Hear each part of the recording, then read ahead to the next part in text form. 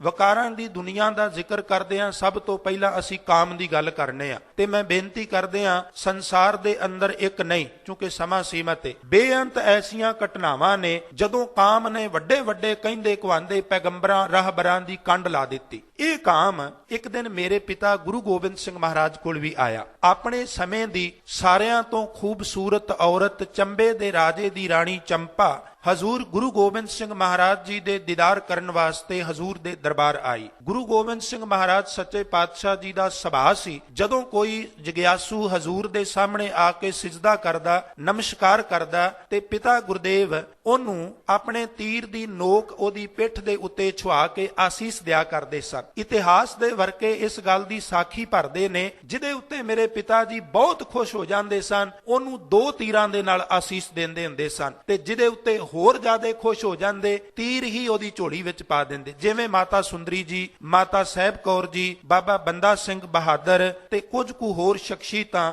ਇਤਿਹਾਸ ਵਿੱਚੋਂ ਲਈਆਂ ਜਾ ਸਕਦੀਆਂ ਨੇ, ਜਿਨ੍ਹਾਂ ਉੱਤੇ ਪ੍ਰਸੰਨ ਹੋ ਕੇ ਕਿਸੇ ਨੇ ਮਹਾਰਾਜ ਨੂੰ 1 ਤੀਰ, ਕਿਸੇ ਨੂੰ 2 ਤੇ ਕਿਸੇ ਦੀ ਝੋਲੀ ਵਿੱਚ 5 ਤੀਰ ਪਾ ਕੇ ਨਵਾਜਿਆ। ਇਹ ਆਈ, ਇਹਨੇ ਹਜ਼ੂਰ ਨੂੰ ਸਿਜਦਾ ਕੀਤਾ, ਹਜ਼ੂਰ ਨੇ ਤੀਰ ਦੀ ਨੋਕ ਨਾਲ ਉਹਨੂੰ ਆਸੀਸ ਦਿੱਤੀ। ਆਸੀਸ ਲਈ ਇਹਨੇ ਉੱਪਰ ਧਿਆਨ ਕੀਤਾ, ਹਜ਼ੂਰ ਦੇ ਮੁਖਾਰ ਬਿੰਦਰੇ ਵੱਲ ਤੱਕ ਕੇ ਕਹਿਣ ਲੱਗੀ, ਹਜ਼ੂਰ ਮੈਂ ਤੁਹਾਡੀ ਖਾਸ ਸੇਵਕਾ ਹਾਂ, ਮੈਨੂੰ ਆਸੀਸ ਆਪਣੇ ਹੱਥ ਨਾਲ ਦਿਓ। ਤੇ ਕਲਗੀਧਰ ਪਿਤਾ ਮਹਾਰਾਜ ਮਰਿਆਦਾ ਪੁਰਸ਼ੋਤਮ ਨੇ ਕਿਹਾ ਸੀ, ਚੰਪਾ ਗੁਰੂ ਗੋਬਿੰਦ ਸਿੰਘ ਜਿਹਨੂੰ ਲੋਕ ਕਹਿੰਦੇ ਨੇ, ਇਹ ਮੇਰਾ ਹੱਥ ਦੇਖ ਰਹੀ ਏ, ਯਕੀਨ ਕਰ ਇਸ ਹੱਥ ਨਾਲ ਗੁਰੂ ਗੋਬਿੰਦ ਸਿੰਘ ਨੇ ਜੇ ਕਿਸੇ ਨੂੰ ਛੂਹਿਆ ਹੈ ਪਰਾਈ ਔਰਤ ਨੂੰ, ਤੇ ਉਹ ਕੇਵਲ ਤੇ ਕੇਵਲ ਆਪਣੀ ਧਰਮ ਪਤਨੀ ਨੂੰ। ਅੱਜ ਤੱਕ ਗੁਰੂ ਗੋਬਿੰਦ ਸਿੰਘ ਨੇ ਇਸ ਹੱਥ ਨਾਲ ਕਿਸੇ ਗੈਰ ਔਰਤ ਨੂੰ ਛੂਹਿਆ ਨਹੀਂਗਾ। ਮਰਿਆਦਾ ਪੁਰਸ਼ੋਤਮ ਸਤਿਗੁਰੂ ਗੁਰੂ ਗੋਬਿੰਦ ਸਿੰਘ ਮਹਾਰਾਜ ਕੋਲ ਕਾਮ ਆਇਆ, ਤੇ ਖਿਆਲ ਕਰਨਾ ਆਪਣੇ ਵਕਤ ਦੀ ਸਭ ਤੋਂ ਖੂਬਸੂਰਤ ਔਰਤ ਏ ਚੰਪਾ। ਉਹ ਚੰਬੇ ਦੀ ਔਰਤ, ਰਾਜੇ ਦੀ ਰਾਣੀ, ਇਤਿਹਾਸਕਾਰ ਕਹਿੰਦੇ ਨੇ ਆਪਣੇ ਵਕਤ ਦੀ ਸਭ ਤੋਂ ਖੂਬਸੂਰਤ ਔਰਤ ਏ। ਤੇ ਖਿਆਲ ਕਰਨਾ,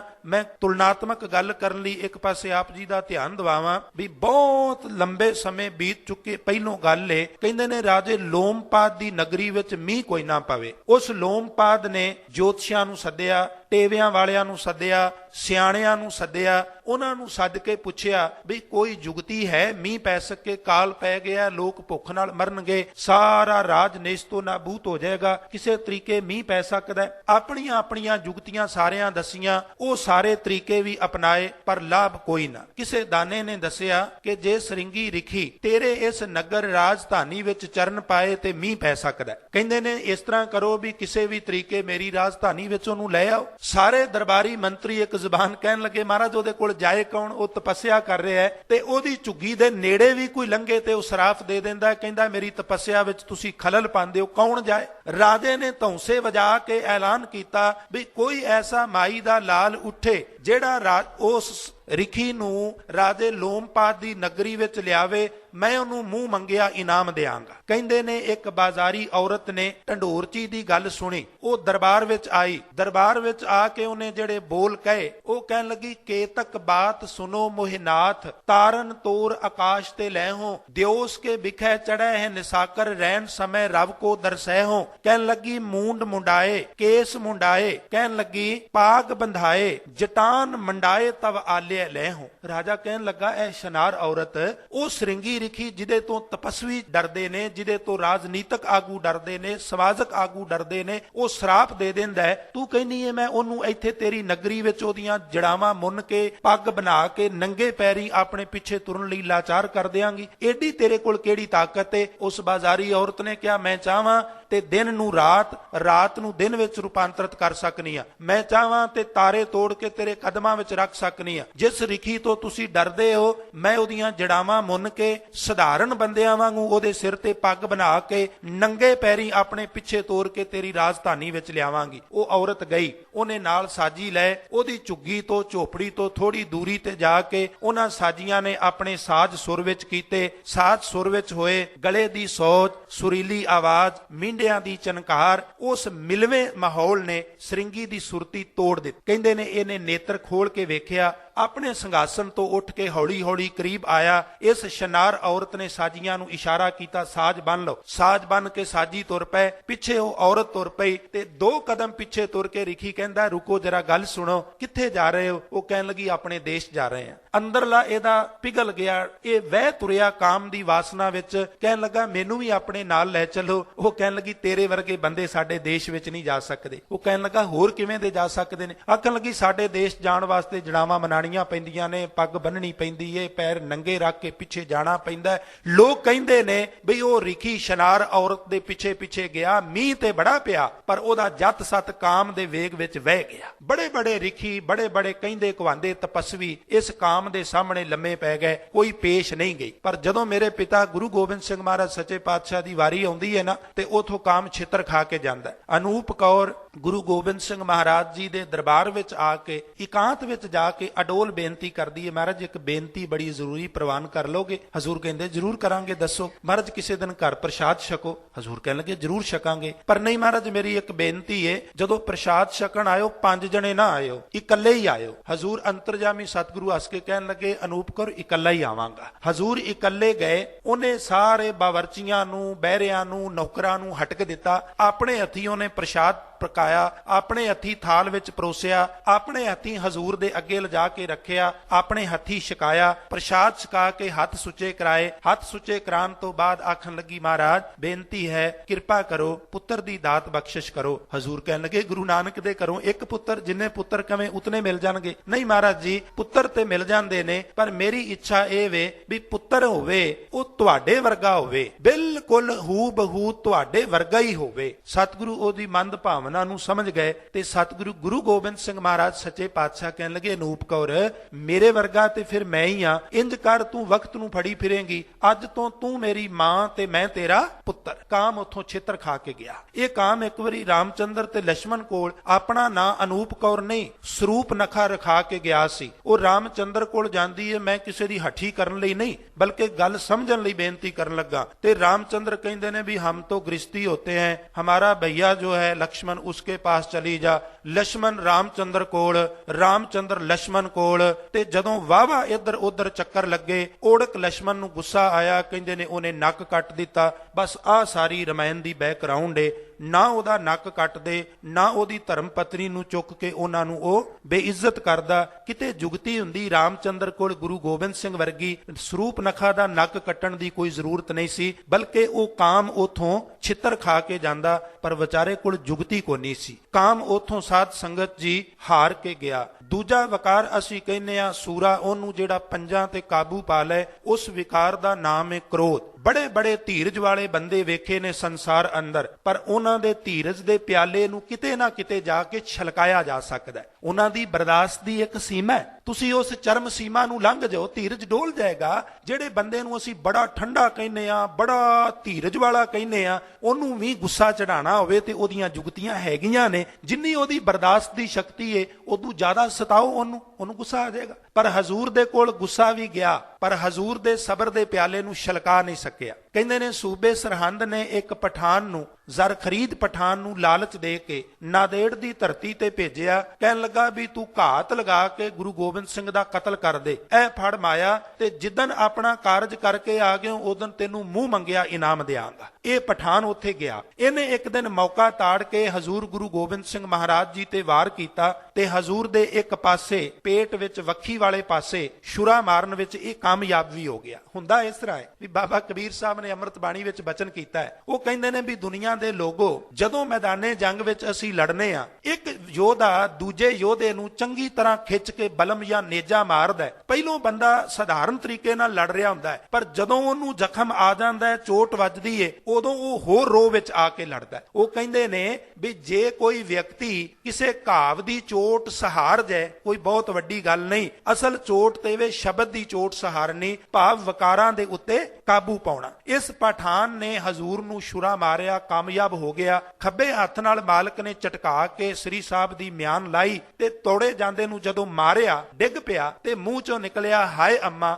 ਹਜ਼ੂਰ ਕੋਲ ਗਏ, ਰਮਾਲ ਨਾਲ ਮੂੰਹ ਪੂੰਝਿਆ, ਕਮਲਿਆ ਇਹ ਤੂੰ ਕੀ ਕੀਤਾ? ਚਲੋ ਮੇਰੇ ਨਾਲ ਤੂੰ ਜੋ ਕੀਤਾ ਸੋ ਤੇ ਕੀਤਾ, ਪਰ ਇਹ ਕੋਈ ਹਾਏ ਅੰਮਾ ਕਹਿਣ ਦਾ ਵਕਤ ਹੈ? ਹਾਏ ਅੱਲਾ ਕਹੋ, ਹਾਏ ਅੱਲਾ, ਤਾਂ ਕਿ ਤੈਨੂੰ ਅੱਗੇ ਥਾਂ ਮਿਲ ਜਾਏ। ਕ੍ਰੋਧ ਵਿੱਚ ਨਹੀਂ। ਜਿਵੇਂ ਇੱਕ ਉਸਤਾਦ ਸ਼ਾਗਿਰਦ ਨੂੰ ਕੋਈ ਜੁਗਤੀ ਸਿਖਾਉਂਦਾ ਹੈ, ਇਸ ਤਰ੍ਹਾਂ ਧੀਰਜ ਨਾਲ, ਠਰਮੇ ਨਾਲ, ਭੋਲਿਆ ਹਾਏ ਅੰਮਾ ਨਹੀਂ, ਹਾਏ ਅੱਲਾ ਕਹੋ। ਹੋਰ ਬੜੀਆਂ ਝਾਕੀਆਂ ਨੇ। ਤੀਜਾ ਵਕਾਰ ਹੈ, ਮੈਂ ਸੰਖੇਪ ਚ ਬੇਨਤੀ ਕਰਾਂ ਤੇ ਇੱਕ ਹੋਰ ਆਪ ਜੀ ਨੂੰ ਦੱਸ ਦਿਆਂ ਵੀ ਗੁਰਮੁਖ ਪਿਆਰੇ ਭਾਈ ਸਾਹਿਬ ਭਾਈ ਅਨੂਪ ਸਿੰਘ ਸਾਹਿਬ, ਜਿਨ੍ਹਾਂ ਦੀ ਰਸਨਾ ਤੇ ਆਪ ਸਤਿਗੁਰੂ ਪਿਤਾ ਮਹਾਰਾਜ ਨਿਵਾਸ ਕਰਦੇ ਨੇ, ਬਹੁਤ ਸਤਿਗੁਰੂ ਪਿਤਾ ਮਹਾਰਾਜ ਜੀ ਦੀ ਕਿਰਪਾ ਹੈ, ਆਪ ਸੰਗਤ ਵਿੱਚ ਬਿਰਾਜਮਾਨ ਨੇ, ਉਹਨਾਂ ਨੇ ਵੀ ਗੁਰਮਤਿ ਵਿਚਾਰਾਂ ਰਾਹੀਂ ਆਪ ਜੀ ਨੂੰ ਨਿਹਾਲ ਕਰਨਾ ਹੈ। ਤੀਜੇ ਵਕਾਰ ਨੂੰ ਅਸੀਂ ਕਹਿੰਦੇ ਹਾਂ ਲੋਭ। ਲੋਭ ਐਸੀ ਚੀਜ਼ ਏ ਵੀ ਕਹਿੰਦੇ ਨੇ ਭਰਥਰੀ ਜਿੱਦਣ ਆਪਣਾ ਰਾਜ ਭਾਗ ਛੱਡਿਆ ਸੀ, ਉਹਦੀ ਤਿਜੋਰੀ ਵਿੱਚ ਹੀਰੇ ਜਵਾਹਰਾਤ, ਪੰਨੇ, ਸੋਨਾ, ਚਾਂਦੀ, ਕਿਤਨਾ ਕੁ ਸਾਜੋ ਸਮਾਨ ਸੀ, ਜੇ ਆਪਾਂ ਕਹਿ ਦਈਏ ਬੇਅੰਤ ਸੀ ਤੇ ਕੋਈ ਅਤ ਕਥਨੀ ਨਹੀਂ। ਉਹ ਭਰਥਰੀ ਜਿੱਦਣ ਜੋਗੀ ਬਣ ਕੇ ਵਿਚਰ ਰਿਹਾ, ਕਹਿੰਦੇ ਨੇ ਕੋਈ ਜ਼ਮੀਨ ਦੇ ਉੱਤੇ ਚੀਜ਼ ਪਈ ਲਿਸ਼ਕਵੀਂ, ਲੱਗੇ ਉਹ ਜਿਵੇਂ ਲਾਲ ਹੁੰਦਾ ਹੈ। ਕਈ ਕਹਿੰਦੇ ਨੇ ਪਾਨ ਖਾ ਕੇ ਕਿਸੇ ਥੁੱਕਿਆ ਸੀ, ਪਰ ਪਾਨ ਖਾ ਕੇ ਥੁੱਕਿਆ ਹੋਵੇ, ਸੂਰਜ ਦੀਆਂ ਕਿਰਨਾਂ ਪੈਣ ਤੇ ਲਾਲ ਦਾ ਭੁਲੇਖਾ ਨਹੀਂ ਪੈਂਦਾ, ਪ੍ਰੈਕਟੀਕਲ ਕਰਕੇ ਦੇਖ ਲੈਣ। ਕੋਈ ਵਸਤੂ ਸੀ, ਉਹਨੂੰ ਭੁਲੇਖਾ ਪਿਆ ਵੀ ਇਹ ਲਾਲ ਹੈ, ਤੇ ਕਹਿੰਦੇ ਨੇ ਝੁੱਕ ਕੇ ਉਹਨੇ ਹੱਥ ਪਾਇਆ, ਜਦੋਂ ਵੇਖਿਆ ਕਹਿਣ ਲੱਗਾ ਸੱਚ ਨਹੀਂ, ਇਹ ਤੇ ਕੱਚ ਹੈ। ਪਰ ਜਦੋਂ ਅਸੀਂ ਗੁਰੂ ਗੋਬਿੰਦ ਸਿੰਘ ਮਹਾਰਾਜ ਜੀ ਦੀ ਗੱਲ ਕਰਨੇ ਆ, ਉਹਨਾਂ ਦੇ ਜੀਵਨ ਵਿੱਚ ਕਈ ਘਟਨਾਵਾਂ ਨੇ। ਜਦੋਂ ਛੋਟੇ ਜਿਹੇ ਸਨ, ਹੱਥ ਵਿੱਚ ਸੋਨੇ ਦੇ ਕੰਗਣ, ਤੇ ਮਾਂ ਨੇ ਤੱਕਿਆ ਵੀ 2 ਕੰਗਣ ਪਾਏ ਸਨ ਤੇ ਲਾਲ ਦੇ ਹੱਥ ਵਿੱਚ ਕੰਗਣ ਇੱਕੋ ਹੀ ਏ। ਪਲੋਸ ਕੇ ਸਿਰ ਤੇ ਹੱਥ ਫੇਰ ਕੇ ਪਿਆਰ ਨਾਲ, ਲਾਲ ਜੀ, ਹਾਂ ਮਾਂ, ਲਾਲ ਜੀ ਸਵੇਰੇ 2 ਸੋਨੇ ਦੇ ਕੰਗਣ ਪਾਏ ਸਨ ਤੇ ਹੁਣ ਇੱਕੋ ਹੀ ਕੰਗਣ ਏ, ਦੂਜਾ ਕੰਗਣ ਕਿੱਥੇ ਜੇ? ਮਾਂ ਦੀ ਉਂਗਲ ਫੜ ਲਈ, ਚੱਲ ਮਾਂ ਤੈਨੂੰ ਦੱਸਾਂ ਦੂਜਾ ਕੰਗਣ ਕਿੱਥੇ ਵੇ, ਉਹ ਮੈਂ ਲਾ ਕੇ ਸੁੱਟ ਆਇਆ ਵਾਂ। ਮਾਂ ਨੂੰ ਗੰਗਾ ਦੇ ਕਿਨਾਰੇ ਤੇ ਖੜਾ ਕਰਕੇ ਭੋਲੀ ਮਾਂ ਇੱਧਰ ਉੱਧਰ ਵੇਖੇ ਵੀ ਦੱਸੇਗਾ ਕਿੱਥੇ ਸੁੱਟਿਆ, ਅਡੋਲ ਦੂਜਾ ਕੰਗਣ ਲਾ ਕੇ ਵਗਾ ਕੇ ਮਾਰਿਆ, ਕਹਿਣ ਲੱਗੇ ਮਾਂ ਇੱਥੇ ਸੁੱਟਿਆ ਸੀ। ਉਹ ਅਵਸਥਾ ਜਿਹਨੂੰ ਗੁਰੂ ਤੇਗ ਬਹਾਦਰ ਸਾਹਿਬ ਮਹਾਰਾਜ ਕਹਿੰਦੇ ਨੇ, ਜੋ ਨਰ ਦੁੱਖ ਮੈਂ ਦੁੱਖ ਨਹੀਂ ਮਾਨੈ, ਸੁਖ ਸਨੇਹ ਅਰ ਭੈ ਨਹੀਂ ਜਾਕੈ, ਕੰਚਨ ਮਾਟੀ ਮਾਨੈ। ਉਹਦੇ ਵਾਸਤੇ ਮਿੱਟੀ ਸੋਨਾ ਇੱਕੋ ਜਿਹਾ ਹੀ। ਜਦੋਂ ਬਹਾਦਰ ਸ਼ਾਹ ਨੇ ਉਸੇ ਦੱਖਣ ਦੇ ਇਲਾਕੇ ਦੇ ਵਿੱਚ ਹਜ਼ੂਰ ਨੂੰ ਹੀਰੇ ਜਾਂ ਲਾਲ ਭੇਟ ਕੀਤੇ ਤੇ ਹਜ਼ੂਰ ਨੇ ਗੋਦਾਵਰੀ ਵਿੱਚ ਸੁੱਟ ਦਿੱਤੇ ਤੇ ਇਹਨੇ ਉਫ ਕਿਹਾ ਤੇ ਹਜ਼ੂਰ ਨੇ ਉਹਨੂੰ ਮੁਖਾਤਬ ਕੀਤਾ, ਬਹਾਦਰ ਸ਼ਾਹ ਉਫ ਕਿਉਂ? ਕਹਿਣ ਲੱਗਾ ਮਹਾਰਾਜ ਐਡਾ ਕੀਮਤੀ ਉਹ ਪਦਾਰਥ ਸੀ ਵੀ ਸਧਾਰਨ ਲੋਕਾਂ ਕੋਲ ਤੇ ਹੁੰਦਾ ਹੀ ਨਹੀਂ। ਬਹੁਤ ਘੱਟ ਸਮਰਾਟ ਨੇ ਜਿਨ੍ਹਾਂ ਦੀਆਂ ਤਿਜੋਰੀਆਂ ਵਿੱਚ ਏਡੀ ਕੀਮਤੀ ਵਸਤੂ ਹੁੰਦੀ ਹੈ ਤੇ ਤੁਹਾਨੂੰ ਸਾਰੀ ਨਹੀਂ, ਤੁਸੀਂ ਫਿਰ ਉਹ ਫਕੀਰ ਦੇ ਫਕੀਰ ਹੀ ਰਹੇ, ਤੁਸੀਂ ਪਾਣੀ ਸੁੱਟ ਦਿੱਤਾ। ਹਜ਼ੂਰ ਕਹਿਣ ਲੱਗੇ ਵੀ ਜਰਾ ਬਹਾਦਰ ਸ਼ਾਹ ਕੱਪੜੇ ਕੁੰਝ ਕੇ ਇਸ ਨਦੀ ਵਿੱਚ ਵੜ। ਜਦੋਂ ਬਹਾਦਰ ਸ਼ਾਹ ਵੜਿਆ ਤੇ ਕੀ ਦੇਖਿਆ ਵੀ ਸਾਰੀ ਨਦੀ ਹੀ ਉਹਨਾਂ ਪਦਾਰਥਾਂ ਨਾਲ ਭਰੀ ਪਈ ਏ। ਹਜ਼ੂਰ ਕਹਿਣ ਲੱਗੇ ਜਿੰਨਾ ਤੇਰਾ ਦਿਲ ਕਰਦਾ ਚੁੱਕ ਲੈ, ਜਾਂ ਆਪਣਾ ਇੱਕ ਚੁੱਕ ਕੇ ਲਿਆਉਣਾ ਹੈ ਤੇ ਆਪਣਾ ਲੈ ਆ। ਗੁਰੂ ਨਾਨਕ ਦੇ ਘਰ ਵਿੱਚ ਇਹਨਾਂ ਚੀਜ਼ਾਂ ਦਾ ਕੋਈ ਘਾਟਾ ਨਹੀਂ ਤੇ ਨਾ ਹੀ ਸਾਡਾ ਹੀਰੇ ਲਵਾਲ ਜਵਾਹਰਾਤ ਇਕੱਠੇ ਕਰਨ ਦਾ ਕੋਈ ਮਨੋਰਥ ਹੈ। ਮੈਂ ਇੱਕ ਇੱਕ ਦੋ ਉਦਾਹਰਨਾਂ ਦੇ ਕੇ ਸਮਾਪਤੀ ਕਰਾਂਗਾ। ਤੀਜਾ ਵਕਾਰ ਹੈ ਮੋਹ। ਇਸ ਮੋਹ ਦੇ ਸੰਬੰਧ ਵਿੱਚ ਅੰਮ੍ਰਿਤ ਬਾਣੀ ਵਿੱਚ ਬੜੇ ਬੋਲ ਨੇ, ਪਰ ਇੱਕ ਬੋਲ ਹੈ ਸ਼ਲੋਕ ਸਹਿ ਸਕ੍ਰਿਤੀ ਮਹਿਲਾ 5ਵਾਂ। ਉੱਥੇ ਗੁਰੂ ਅਰਜਨ ਦੇਵ ਮਹਾਰਾਜ ਸੱਚੇ ਪਾਤਸ਼ਾਹ ਮੋਹ ਨੂੰ ਮੁਖਾਤਬ ਹੋ ਕੇ ਕਹਿੰਦੇ ਨੇ, ਹੇ ਅਜਿਤ ਸੂਰ ਸੰਗਰਾਮੰ ਅਤ ਬਲਨਾ ਬਹੁ ਮਰਦਨਹਿ। ਤਵੱਜੋ ਦਿਆ ਜੇ, ਹੇ ਅਜਿਤ ਸੂਰ ਸੰਗਰਾਮੰ ਅਤ ਬਲਨਾ ਬਹੁ ਮਰਦਨਹਿ। ਐ ਨਾ ਜਿੱਤੇ ਜਾਣ ਵਾਲੇ ਸੂਰਮੇ, ਤੈਨੂੰ ਸੰਗਰਾਮ ਵਿੱਚ ਕੋਈ ਜਿੱਤ ਨਹੀਂ ਸਕਦਾ। ਤੂੰ ਵੱਡਿਆਂ ਨੂੰ ਜਿੱਤ ਲਿਆ ਪਰ ਤੈਨੂੰ ਕੋਈ ਜਿੱਤ ਨਹੀਂ ਸਕਦਾ। ਵਾਕਈ ਜਦੋਂ ਇਤਿਹਾਸ ਮਿਥਿਹਾਸ ਦੇ ਉੱਤੇ ਨਿਗਾਹ ਮਾਰੀਏ, ਸੰਸਾਰ ਵਿੱਚ ਐਸੇ ਸੂਰਮੇ ਹੋਏ ਨੇ ਜਿਨ੍ਹਾਂ ਨੇ ਵੱਡੇ ਸੂਰਮਿਆਂ ਨੂੰ ਜ਼ੇਰ ਕਰ ਦਿੱਤਾ, ਪਰ ਜਦੋਂ ਮੋਹ ਸੂਰਮੇ ਦੇ ਸਾਹਮਣੇ ਆਏ ਤੇ ਉਹ ਵੀ ਹਾਰ ਗਏ। ਅਰਜਨ ਦੇ ਤੀਰ ਅਚੂਕ ਨੇ, ਕੌਣ ਨਹੀਂ ਜਾਣਦਾ। ਅਰਜੁਨ ਦੇ ਸਾਹਮਣੇ ਕੋਈ ਟਿਕ ਨਹੀਂ ਸਕਦਾ। ਅੱਜ ਤੱਕ ਲੋਕ ਅਰਜਨ ਦੀਆਂ ਉਦਾਹਰਨਾਂ ਦਿੰਦੇ ਨੇ। ਮੈਦਾਨੇ ਜੰਗ ਵਿੱਚ ਬੜੇ ਜ਼ੋਰ ਜਿਹੜਾ ਬੰਦਾ ਦਿਖਾਏ ਉਹਨੂੰ ਅਰਜਨ ਐਵਾਰਡ ਨਾਲ ਸਨਮਾਨਿਤ ਕੀਤਾ ਜਾਂਦਾ ਹੈ। ਉਹ ਅਰਜਨ ਜਿੱਦਣ ਮੋਹ ਉਹਦੇ ਸਾਹਮਣੇ ਆਇਆ ਤੇ ਮੋਹ ਦੇ ਸਾਹਮਣੇ ਉਹਦੀਆਂ ਵੀ ਗੋਡੀਆਂ ਲੱਗ ਗਈਆਂ। ਪੁੱਤਰ ਮਰ ਗਿਆ, ਪੁੱਤਰ ਨੂੰ ਬਾਹਾਂ ਤੇ ਚੁੱਕ ਕੇ ਇਹ ਅਰਜਨ ਕ੍ਰਿਸ਼ਨ ਦੇ ਸਾਹਮਣੇ ਆਇਆ, ਗੁਰਦੇਵ ਸਾਰੀ ਉਮਰ ਤੇਰੀ ਆਗਿਆ ਦਾ ਪਾਲਣ ਕੀਤਾ ਹੈ, ਤੇਰੀ ਸੇਵਾ ਕੀਤੀ ਹੈ, ਤੇ ਆਹ ਦੇਖ ਤੇਰੀਆਂ ਅੱਖਾਂ ਦੇ ਸਾਹਮਣੇ ਮੇਰਾ ਪੁੱਤਰ ਮੂਰਛਤ ਮਰ ਗਿਆ, ਕਿਸੇ ਤਰੀਕੇ ਵੀ ਮੇਰੇ ਪੁੱਤਰ ਨੂੰ ਜਿੰਦਾ ਕਰ। ਤੇ ਇਸੇ ਅਰਜਨ ਦੇ ਸੰਬੰਧ ਵਿੱਚ ਗਾਥਾ ਹੈ ਮਹਾਭਾਰਤ ਵਿੱਚ ਬੈਠਾ, ਸਾਹਮਣੇ ਸ਼੍ਰੀ ਕ੍ਰਿਸ਼ਨ ਬੈਠੇ, ਅਭਿਮਨਿਊ ਆਇਆ ਤੇ ਛੋਟਾ ਜਿਹਾ ਸੀ ਅਜੇ 4-5 ਵਰਿਆਂ ਦਾ, ਝੋਲੀ ਵਿੱਚ ਬਹਿ ਗਿਆ। ਖੇਡਦਿਆਂ ਦਾੜੀ ਨੂੰ ਹੱਥ ਪਾ ਲਿਆ, ਦਾੜੀ ਨੂੰ ਹੱਥ ਪਾ ਕੇ ਹੌਲੀ ਪੱਗ ਨੂੰ ਹੱਥ ਪਾਇਆ ਤੇ ਧੂ ਕੇ ਪੱਗ ਪਿਛਲੇ ਪਾਸੇ ਸੁੱਟ ਦਿੱਤੀ। ਸਾਹਮਣੇ ਸ਼੍ਰੀ ਕ੍ਰਿਸ਼ਨ ਬੈਠੇ ਹੱਸ ਰਹੇ ਨੇ। ਅਰਜਨ ਕਹਿੰਦਾ ਗੁਰਦੇਵ ਹੱਸ ਕਿਉਂ ਰਹੇ ਹੋ? ਤੇ ਸ਼੍ਰੀ ਕ੍ਰਿਸ਼ਨ ਕਹਿਣ ਲੱਗੇ ਅਰਜਨ ਮੈਂ ਤਾਂ ਹੱਸ ਰਿਹਾ ਵੀ ਦੁਨੀਆ ਦੇ ਅੰਦਰ ਕੋਈ ਐਸਾ ਸੂਰਮਾ ਨਹੀਂ ਜਿਹੜਾ ਤੇਰੀ ਪੱਗ ਨੂੰ ਹੱਥ ਪਾ ਸਕੇ। ਤੇਰੀ ਪੱਗ ਨੂੰ ਹੱਥ ਜਿਹੜਾ ਪਾਉਣ ਵਾਲਾ ਹੈ ਉਹ ਚੰਦ ਮਿੰਟ ਹੀ ਸੰਸਾਰ ਦੇ ਉੱਤੇ ਸਾਹ ਲੈ ਸਕਦਾ ਹੈ, ਪਰ ਵੇਖ ਮੋਹ ਐਸਾ ਸੂਰਮਾ ਹੈ ਜਿਹਨੇ ਤੇਰੀ ਪੱਗ ਵੀ ਲਾ ਦਿੱਤੀ ਏ ਤੇ ਤੇਰੇ ਮੱਥੇ ਤੇ ਵੱਟ ਵੀ ਨਹੀਂ ਪੈਣ ਦਿੱਤਾ। ਇਹ ਐਸਾ ਸੂਰਮਾ ਮੋਹ, ਪੁੱਤਰ ਦਾ ਰੂਪ ਧਾਰ ਕੇ ਤੇਰੀ ਪੱਗ ਉਲਥਾ ਕੇ ਉਹਨੇ ਪਿੱਛੇ ਮਾਰੀ ਏ ਤੇ ਤੈਨੂੰ ਕੋਈ ਸੁਰਤ ਵੀ ਨਹੀਂ ਆਉਣ ਦਿੱਤੀ। ਇਸ ਮੋਹ ਦੇ ਸੰਬੰਧ ਵਿੱਚ ਇਸੇ ਮਹਾਭਾਰਤ ਵਿੱਚ ਇੱਕ ਬੜੀ ਰੌਚਕ ਗਾਥਾ ਹੈ। ਜਦੋਂ ਕੌਰਵ ਤੇ ਪਾਂਡਵ ਪਰਸਪਰ ਆਪੇ ਵਿੱਚ ਲੜ ਰਹੇ ਨੇ ਤੇ ਕਹਿੰਦੇ ਨੇ ਕਈ ਦਿਨਾਂ ਤੋਂ ਕ੍ਰਿਸ਼ਨ ਪਾਂਡਵਾਂ ਨੂੰ ਜੁਗਤੀਆਂ ਦੱਸਦਾ ਹੈ, ਓਏ ਪਾਂਡਵੋ, ਸ਼ਸਤਰ ਵਿਦਿਆ ਸਿਖਾਉਣ ਵਾਲਾ ਤੁਹਾਡਾ ਉਸਤਾਦ ਜਿਹੜਾ ਹੈ, ਗੁਰੂ ਜਿਹੜਾ ਹੈ, ਉਹਦਾ ਨਾਮ ਹੈ ਦ੍ਰੋਣ। ਸੰਸਕ੍ਰਿਤ ਵਿੱਚ ਗੁਰੂ ਨੂੰ ਕਹਿੰਦੇ ਨੇ ਆਚਾਰੀਆ, ਉਹਦਾ ਨਾਂ ਸੀ ਦ੍ਰੋਣ। ਆਚਾਰੀਆ ਕਹਿੰਦੇ ਨੇ ਸਤਕਾਰ ਨਾਲ ਗੁਰੂ ਨੂੰ ਸੰਸਕ੍ਰਿਤ ਵਿੱਚ ਦੇਵ ਬਾਣੀ ਵਿੱਚ ਇਕੱਠਾ ਉਚਾਰਨ ਹੋ ਜਾਂਦਾ ਸੀ ਦ੍ਰੋਣਾਚਾਰੀਆ। ਕਹਿਣ ਲੱਗੇ ਵੀ ਮੈਦਾਨੇ ਜੰਗ ਵਿੱਚ ਜਦੋਂ ਤੁਸੀਂ ਜਾਂਦੇ ਹੋ, ਤੁਸੀਂ ਹਰੇਕ ਸੂਰਮੇ ਨੂੰ ਜ਼ੇਰ ਕਰ ਸਕਦੇ ਹੋ, ਲੋਕ ਤੁਹਾਡੇ ਤੋਂ ਥਰ-ਥਰ ਕੰਬਦੇ ਨੇ, ਪਰ ਦ੍ਰੋਣਾਚਾਰੀਆ ਜਿਹੜਾ ਨਾ ਤੇ ਉਹਨੂੰ ਤੁਹਾਡੀ ਕੋਈ ਪਰਵਾਹ ਹੈ ਤੇ ਖਿਆਲ ਕਰਿਆ ਜੇ ਨਾ ਹੀ ਦ੍ਰੋਣਾਚਾਰੀਆ ਨੂੰ ਇਸ ਤਰ੍ਹਾਂ ਤੁਸੀਂ ਜਿੱਤ ਸਕਦੇ ਹੋ। ਪਤਾ ਕਿਉਂ? ਆਖਰ ਉਹ ਤੁਹਾਡਾ ਗੁਰੂ ਏ, ਉਸਤਾਦ ਏ, ਤੇ ਉਸਤਾਦ ਆਖਰ 2-4 ਜੁਗਤੀਆਂ ਆਪਣੇ ਕੋਲ ਰਾਖਵੀਆਂ ਰੱਖ ਲੈਂਦਾ ਵੀ ਕੱਲ ਨੂੰ ਕੀ ਪਤਾ ਸ਼ਾਗਿਰਦ ਹੀ ਉਲਟ ਹੋ ਜਾਏ ਤੇ ਇਹਨੂੰ ਸਬਕ ਸਿਖਾਣਾ ਪਏ। ਇਸ ਵਾਸਤੇ ਉਸਤਾਦ 2-4-10 ਜੁਗਤੀਆਂ ਆਪਣੇ ਕੋਲ ਰਿਜ਼ਰਵ ਰੱਖ ਲੈਂਦਾ। ਕਹਿਣ ਲੱਗੇ ਇਹ ਤੁਹਾਡੇ ਤੋਂ ਕਾਬੂ ਨਹੀਂ ਆਉਣਾ। ਆਖਣ ਲੱਗੇ ਗੁਰਦੇਵ ਫਿਰ ਕਿਰਪਾ ਕਰੋ, ਦੱਸੋ ਇਹ ਕਾਬੂ ਕਿਵੇਂ ਆਵੇ? ਕਹਿਣ ਲੱਗੇ ਵੀ ਇਹਨੂੰ ਜਿੱਤਣ ਵਾਲਾ ਸੰਸਾਰ ਅੰਦਰ ਕੋਈ ਸੂਰਮਾ ਨਹੀਂ, ਐਸਾ ਕੋਈ ਸੂਰਮਾ ਨਹੀਂ ਪੰਜ ਭੂਤਕ ਸ਼ਰੀਰ ਜਿਹਨੇ ਧਾਰਿਆ ਹੋਵੇ ਜਿਹੜਾ ਦ੍ਰੋਣਾਚਾਰੀਆ ਨੂੰ ਮੈਦਾਨੇ ਜੰਗ ਵਿੱਚ ਜਿੱਤ ਸਕੇ। ਕਹਿਣ ਲੱਗੇ ਫਿਰ ਤੁਸੀਂ ਵੀ ਨਹੀਂ? ਕਹਿਣ ਲੱਗੇ ਮੈਂ ਵੀ ਨਹੀਂ। ਖਿਆਲ ਕਰਨਾ, ਪਾਂਡਵ ਕਹਿਣ ਲੱਗੇ ਮਹਾਰਾਜ ਤੁਸੀਂ ਵੀ ਨਹੀਂ? ਕਹਿਣ ਲੱਗੇ ਮੈਂ ਵੀ ਨਹੀਂ। ਦ੍ਰੋਣਾਚਾਰੀਆ ਦੇ ਸਾਹਮਣੇ ਮੈਂ ਵੀ ਕੁਝ ਨਹੀਂ। ਹਾਂ, ਇੱਕ ਹੈ ਸੂਰਮਾ, ਉਹਨੂੰ ਵੰਗਾਰ ਕੇ ਲੈ ਆਵੋ, ਜੇ ਉਹ ਤੁਹਾਡੇ ਆਖੇ ਲੱਗ ਜਾਏ ਤੇ ਦ੍ਰੋਣਾਚਾਰੀਆ ਨੂੰ ਜਿੱਤ ਸਕਦਾ। ਉਹ ਕਹਿਣ ਲੱਗੇ ਮਹਾਰਾਜ ਛੇਤੀ ਦੱਸੋ, ਅਸੀਂ ਲੈ ਆਵਾਂਗੇ। ਆਖਣ ਲੱਗੇ ਉਹਦਾ ਨਾਂ ਕੀ ਹੈ? ਆਖਣ ਲੱਗੇ ਉਹਦਾ ਨਾਮ ਮੋਹ। ਮੋਹ ਐਸਾ ਸੂਰਮਾ ਹੈ ਦ੍ਰੋਣਾਚਾਰੀਆ ਨੂੰ ਵੀ ਉਹ ਜਿੱਤ ਸਕਦਾ ਹੈ। ਆਖਣ ਲੱਗੇ ਮਹਾਰਾਜ ਅਸੀਂ ਸਮਝੇ ਨਹੀਂ, ਜਿਹੜਾ ਵਿਸ਼ਲੇਸ਼ਣ ਕਰਕੇ ਸਮਝਾਓ। ਆਖਣ ਲੱਗੇ ਸੁਣੋ, ਦ੍ਰੋਣਾਚਾਰੀਆ ਦੇ ਅੰਦਰ ਪੁੱਤਰ ਮੋਹ ਬਹੁਤ ਜ਼ਿਆਦਾ ਹੈ। ਅਚਾਨਕ ਇਹਦੇ ਕੰਨਾਂ ਦੇ ਪਰਦਿਆਂ ਨਾਲ ਇਹ ਬੋਲ ਟਕਰਾਨ ਵੀ ਦ੍ਰੋਣਾਚਾਰੀਆ ਤੇਰਾ ਪੁੱਤਰ ਮਰ ਗਿਆ, ਇਹਦਾ ਦਿਮਾਗੀ ਤਵਾਜ਼ਨ ਗੜਬੜਾ ਜਾਏਗਾ, ਇਹ ਸ਼ਕਤੀਹੀਨ ਹੋ ਜਾਏਗਾ। ਉਹ ਘੜੀ ਏ ਜੇ ਤੁਸੀਂ ਮੌਕਾ ਸੰਭਾਲ ਗਏ, ਜਦੋਂ ਇਹਦਾ ਬੈਲੈਂਸ ਗੜਬੜਾਇਆ ਹੋਵੇ। ਕੰਮ ਤੇ ਸਾਰਾ ਵਿਲ ਪਾਵਰ ਕਰਦੀ ਹੈ ਨਾ, ਅੰਦਰੋਂ ਦਲੀਲ ਕੰਮ ਕਰਦੀ ਏ। ਮਨੁੱਖ ਮਾਤਰ ਸਰੀਰ ਨਾਲ ਨਹੀਂ ਲੜਦਾ, ਨਾ ਸ਼ਾਰੀਰਿਕ ਸ਼ਕਤੀ ਹੀ ਇਕੱਲੀ ਕੰਮ ਆਉਂਦੀ ਏ। ਜੇ ਬੰਦੇ ਦੀ ਅੰਦਰੋਂ ਪਾਵਰ ਕਰਨੀ, ਕੰਮ ਕਰਨਾ ਬੰਦ ਕਰਦਾ ਹੈ ਤੇ ਸਰੀਰ ਜਿਹੜਾ ਉਹ ਤਾਕਤਵਰ ਵੀ ਹੋਵੇ ਤੇ ਬੰਦਾ ਕੁਝ ਕਰ ਨਹੀਂ ਸਕਦਾ। ਇਸ ਕਰਕੇ ਸਿਆਣੇ ਗੱਲ ਕਹਿੰਦੇ ਹੁੰਦੇ ਨੇ ਵੀ ਸਰੀਰ ਦੀ ਗੱਲ ਨਹੀਂ ਦਲੀਲ ਦੀ ਗੱਲ ਹੈ। ਕਹਿਣ ਲੱਗੇ ਜੇ ਇਹਦੇ ਕੰਨਾਂ ਵਿੱਚ ਅਚਾਨਕ ਤੁਸੀਂ ਆਵਾਜ਼ ਪਾਓ ਵੀ ਆਚਾਰੀਆ ਦ੍ਰੋਣ ਤੁਹਾਡਾ ਪੁੱਤਰ ਮਰ ਗਿਆ ਤੇ ਇਹਦਾ ਦਿਮਾਗੀ ਤਵਾਜ਼ਨ ਗੜਬੜਾ ਜਾਏਗਾ, ਉਸੇ ਵੇਲੇ ਤੁਸੀਂ ਘੇਰ ਕੇ ਇਹਨੂੰ ਮਾਰ ਸਕਦੇ। ਆਖਣ ਲੱਗੇ ਪਰ ਪੁੱਤਰ ਤੇ ਉਹਦਾ ਜਿੰਦਾ ਹੈ ਤੇ ਪੁੱਤਰ ਮਾਰੀਏ? ਆਖਣ ਲੱਗੇ ਪੁੱਤਰ ਮਾਰਨਾ ਵੀ ਜ਼ੁਲਮ ਹੈ ਬਿਨਾਂ ਮਤਲਬ ਦੇ। ਉਹ ਆਖਣ ਲੱਗੇ ਪੁੱਤਰ ਮਾਰਨ ਦੀ ਜ਼ਰੂਰਤ ਨਹੀਂ, ਜੁਗਤੀ ਮੈਂ ਦੱਸਣਾ। ਉਹਦੇ ਪੁੱਤਰ ਦਾ ਨਾਮ ਹੈ ਅਸਥਾਮਾ ਤੇ ਤੁਹਾਡੇ ਕੋਲ ਇੱਕ ਹਾਥੀ ਹੈ, ਉਹਦਾ ਨਾਮ ਹੀ ਅਸਥਾਮਾ ਹੈ। ਤੁਸੀਂ ਅਸਥਾਮਾ ਹਾਥੀ ਨੂੰ ਮਾਰਦੇ ਹੋ, ਹੱਤਿਆ ਕਰਦੇ ਹੋ ਤੇ ਜਾ ਕੇ ਤੁਸੀਂ ਕਹੋ ਵੀ ਅਸਥਾਮਾ ਮਰ ਗਿਆ ਹਾਥੀ। ਉਹ ਕਹਿਣ ਲੱਗੇ ਇਹਦੇ ਨਾਲ ਕੀ ਹੋਵੇਗਾ? ਉਹ ਕਹਿਣ ਲੱਗੇ ਮੈਂ ਦੱਸਾਂਗਾ ਕੀ ਹੋਵੇਗਾ। ਆਖਣ ਲੱਗੇ ਪਰ ਸਾਡਾ ਯਕੀਨ ਨਹੀਂ ਕਰਨਾ, ਸਾਡੇ ਵਿੱਚੋਂ ਇੱਕੋ ਸ਼ਖਸ ਹੈ ਜਿਹਦਾ ਦ੍ਰੋਣਾਚਾਰੀਆ ਯਕੀਨ ਕਰਦਾ ਹੈ, ਉਹਦਾ ਨਾਮ ਹੈ ਯੁਧਿਸ਼ਟਰ, ਤੇ ਯੁਧਿਸ਼ਟਰ ਨੇ ਪ੍ਰਣ ਕੀਤਾ ਹੈ ਵੀ ਮੈਂ ਝੂਠ ਬੋਲਣਾ ਨਹੀਂ। ਉਹ ਕਹਿਣ ਲੱਗੇ ਝੂਠ ਬੋਲਣ ਲਈ ਕੌਣ ਕਹਿੰਦਾ?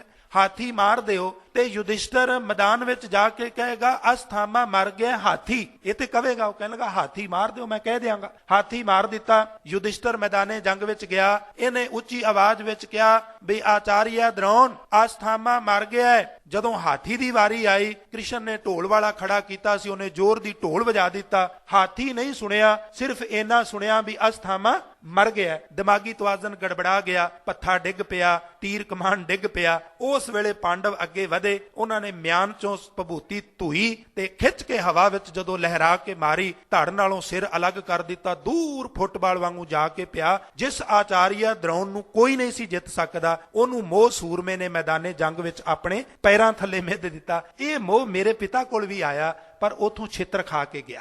ਅੱਲਾ ਯਾਰ ਖਾਂ ਜੋਗੀ ਨੇ ਬੜਾ ਸੋਹਣਾ ਲਿਖਿਆ, ਉਹ ਕਹਿੰਦਾ ਯਾਕੂਬ ਕੋ ਯੂਸਫ ਕੇ ਵਿਛੜਨੇ ਨੇ ਰੁਲਾਇਆ। ਮੋਹ ਕੈਸਾ ਹੈ? ਪੁੱਤਰ ਮਰਿਆ ਨਹੀਂ, ਯੂਸਫ ਤੇ ਯਾਕੂਬ ਦੋਵੇਂ ਪਿਓ ਪੁੱਤਰ ਨੇ, ਕੇਵਲ ਸਰੀਰ ਕਰਕੇ ਅਲੱਗ ਹੋਏ ਨੇ। ਕਹਿੰਦੇ ਨੇ ਧਾਹਾਂ ਮਾਰ ਕੇ ਯਾਕੂਬ ਰੋਇਆ। ਦਸ਼ਰਥ ਆਪਣੇ ਮਹੱਲਾਂ ਤੇ ਚੜ ਗਿਆ, ਤੱਕਦਾ ਰਿਹਾ ਆਪਣੇ ਪੁੱਤਰ ਦੀ ਪਿੱਠ ਨੂੰ। ਜਦੋਂ ਤੱਕ ਪੁੱਤਰ ਦਿਸਦਾ ਰਿਹਾ, ਵੇਂਦਾ ਰਿਹਾ। ਜਦੋਂ ਪੁੱਤਰ ਅੱਖਾਂ ਤੋਂ ਓਝਲ ਹੋ ਗਿਆ, ਦਸ਼ਰਥ ਆਪਣੇ ਮਹੱਲ ਦੀ ਛੱਤ ਤੋਂ ਛਾਲ ਮਾਰ ਕੇ ਮਰ ਗਿਆ। ਜਗਤ ਪ੍ਰਸਿੱਧ ਗਾਥਾ ਹੈ।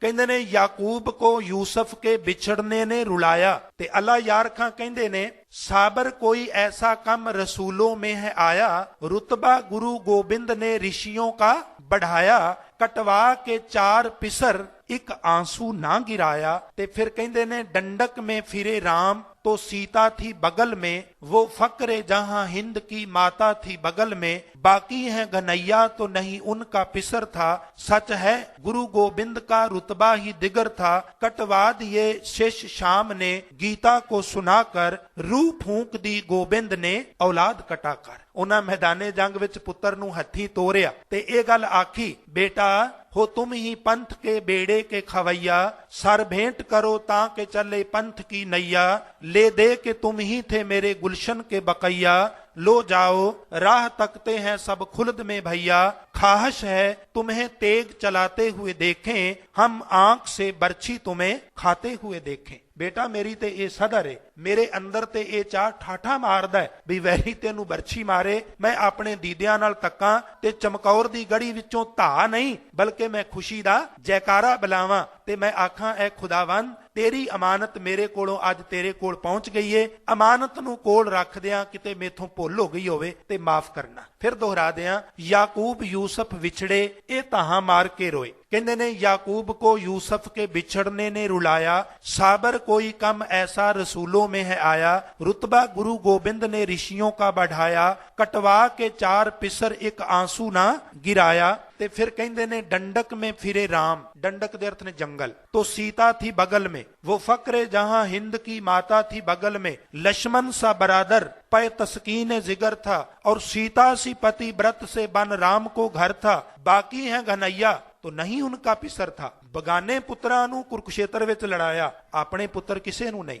लोग मरे कृष्ण जिंदा रहा। कहन लगे बाकी है घनैया तो नहीं उनका पिसर था, सच है गुरु गोविंद का रुतबा ही दिगर था, कटवा दिए शिष्य शाम ने गीता को सुनाकर, रूह फूंक दी गोविंद ने औलाद कटाकर। मोह नू अपने पैरां थले मिध दिता ते अंतला वकार है अहंकार, ਉਹ अहंकार जिन्हें ਵੱਡਿਆਂ ਵੱਡਿਆਂ ਨੂੰ ਆਪਣੇ ਅੱਗੇ ਪੇਸ਼ ਨਾ ਚੱਲਣ ਦਿੱਤੀ। ਜਦੋਂ ਹਜ਼ੂਰ ਗੁਰੂ ਗੋਬਿੰਦ ਸਿੰਘ ਮਹਾਰਾਜ ਸੱਚੇ ਪਾਤਸ਼ਾਹ ਕੋਲ ਉਹ ਅਹੰਕਾਰ ਆਉਂਦਾ ਹੈ ਤੇ ਹਜ਼ੂਰ ਉਸ ਅਹੰਕਾਰ ਨੂੰ ਸਵੈਮਾਨ ਵਿੱਚ ਰੂਪਾਂਤਰਿਤ ਕਰ ਦਿੰਦੇ ਨੇ। ਗੁਰ ਗੱਦੀ ਤੇ ਬਿਰਾਜਮਾਨ ਨੇ, ਸਿੱਖਾਂ ਦੀ ਪ੍ਰੀਖਿਆ ਲੈ ਰਹੇ ਨੇ ਤੇ ਜਦੋਂ ਇੱਧਰ ਜਾਂਦੇ ਨੇ ਹੈਦਰਾਬਾਦ ਵਾਲੀ ਸਾਈਡ ਤੇ ਇੱਕ ਮਸਜਿਦ ਉੱਤੇ ਜਾਂ ਸਮਾਧ ਨੂੰ ਸਿੱਖਾਂ ਦੀ ਪ੍ਰੀਖਿਆ ਲੈਣ ਲਈ ਤੀਰ ਦੀ ਨੋਕ ਨਾਲ ਸੀਸ ਝੁਕਾ ਕੇ ਸਿਜਦਾ ਕਰਦੇ ਨੇ ਤੇ ਸਿੱਖ ਘੋੜੇ ਦੀ ਲਗਾਮ ਪਕੜ ਕੇ ਕਹਿੰਦੇ ਨੇ ਗੁਰੂ ਗੋਬਿੰਦ ਸਿੰਘ ਸਾਨੂੰ ਕਹਿਣਾ ਹੈ ਬ੍ਰਤ ਗੋਰ ਮੜੀ ਮੱਠ ਭੂਲ ਨਾ ਮੰਨੇ ਤੇ ਆਪ ਮੜੀ ਨੂੰ ਸਿਜਦਾ ਕਰਨਾ ਹੈ। ਤੇ ਉਹ ਨਿਮਰਤਾ ਦੀ ਜਾਚ ਸਿਖਾਉਣ ਵਾਲਾ ਗੁਰੂ